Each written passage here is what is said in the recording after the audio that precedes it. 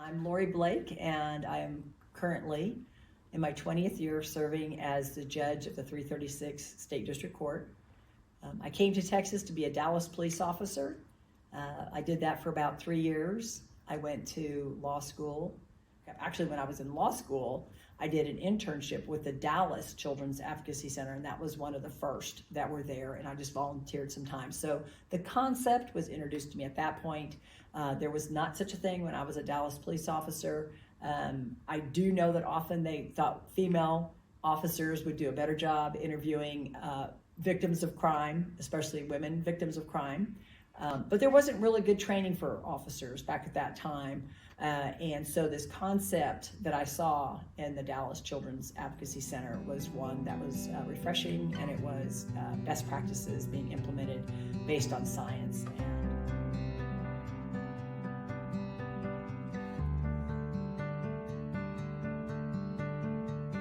During my time as a prosecutor, I started in the Collin County DA's office, and at one point our the assignment that I received was to prosecute crimes against kids exclusively. And that's when I was introduced to that concept of vertical prosecution. We really had the benefit of working closely with law enforcement and had the benefit of a trained interviewer. There was a more efficient handling of the cases, and no longer were the cases in a situation where it was the hard case to try, because they are complicated and they have special rules and they require special training. And no longer was it just whether that prosecutor had time to put into it because it was more challenging. Instead, that was the main focus.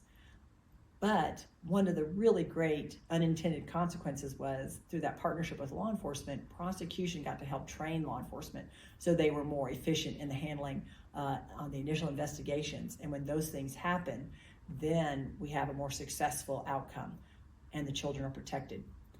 Really beneficial is that key component of having the children interviewed by the Children's Center trained professional. And I saw that time and again as a prosecutor, and in fact, that helped inform me as a lawyer how to ask those children questions when they were witnesses, whether it was before the grand jury or whether it was in the trial itself. And of course, my preparation with those children beforehand.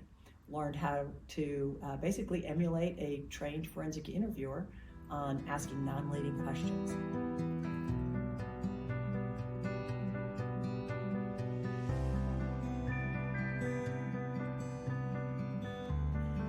We could see immediately that the crimes against kids cases were being woefully neglected. And it was, again, for the reason that working these cases can burn out people in law enforcement. They are very challenging to try. Nobody wants to believe this is happening, and when it's not done well, it's very hard to believe it's happening when the information isn't being gathered at the earliest opportunity. We know that the late outcries happen more times than not, so it is a complicated and challenging case. One of the cases that really stands out to me was a case that had been pending in the Grayson County DA's office for 8 years before Joe Brown and I came into office. And this child had no ability to get closure. And as you can imagine, by the time we were working with her, she wasn't a child any longer. By that point, she was between 18 and 21. And so we're reaching out to her at her mother's address. Her perpetrator had been her uncle. Her uncle had gone to prison on some other charge, and he was about to parole out, and her mom was going to allow him to move back into the very house where the child was, now a young adult, was still living with her mom. And the original case of child sex abuse had not been resolved. Our investigator actually went out there twice to leave a card, and the first time her mom took the card and didn't tell her. The second time, she found the card herself and reached out to us. We were able to advocate for her and bring her some closure. But the sad thing is when we started reaching out into the counseling community, we found out that she wasn't the only victim who wasn't getting any closure.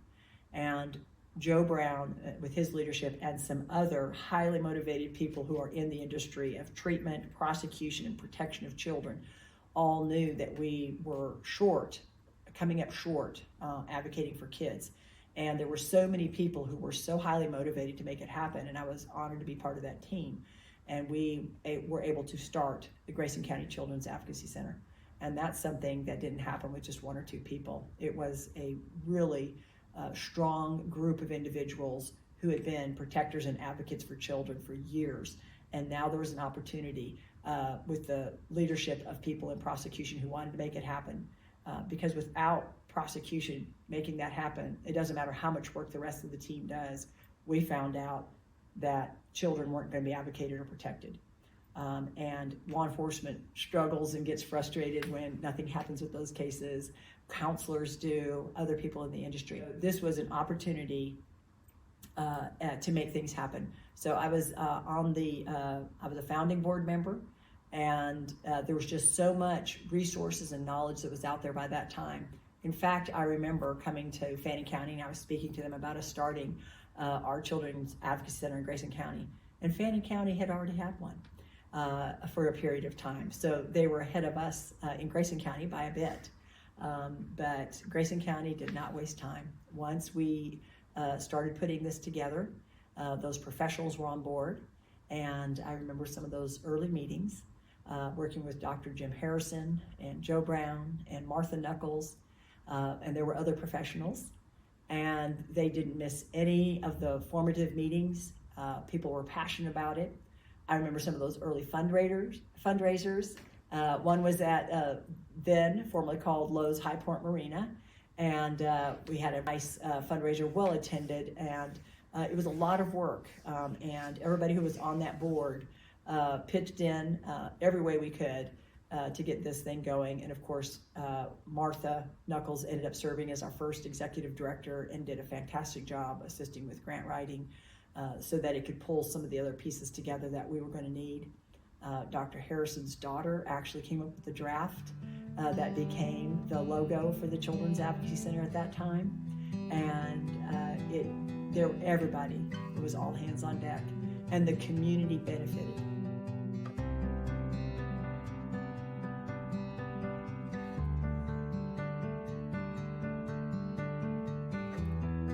People who are victims of crime receive not only the advocacy they needed in the justice system, but it also gave support to those other professionals who had worked so hard and often would be burnt out because they weren't seeing the protection that children needed.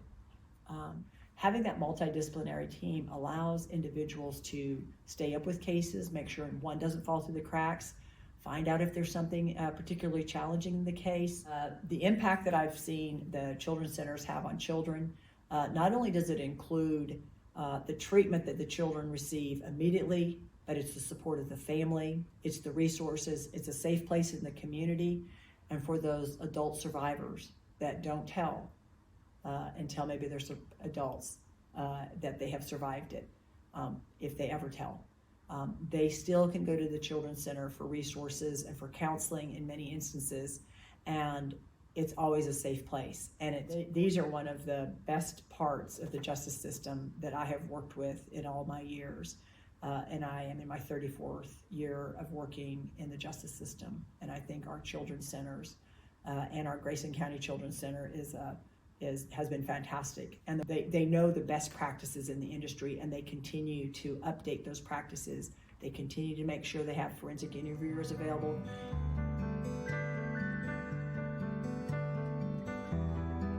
Thing for me to actually accept when I was working as a prosecutor in crimes against kids in Collin County. Yes, it was bad to listen to what kids went through. It was even harder to see that more than half of the moms or caregivers ended up not believing the child and not protecting the child. And a benefit of a Children's Advocacy Center is getting in there early and making sure that everybody in the family who needs the counseling and support is able to receive it, so that child will recover and be a stronger survivor of whatever bad thing has happened to them.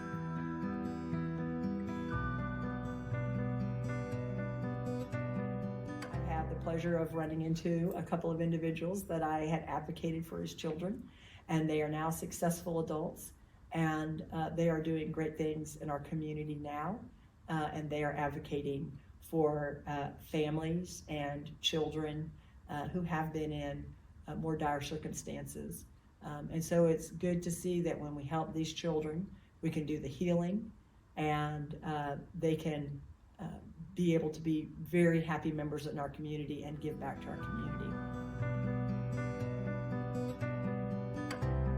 I cannot believe it has been 20 years, and it has been a true joy to watch